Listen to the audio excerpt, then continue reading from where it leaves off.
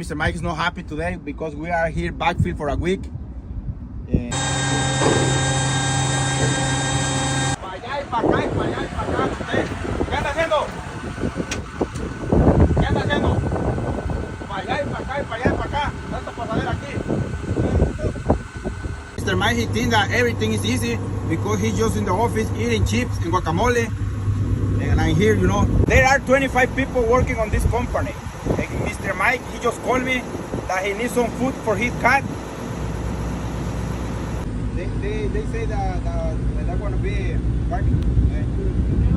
They say, I don't know. And yeah, Carlitos is using the compactor today. You know, he's a little slow, but you know, it is what it is.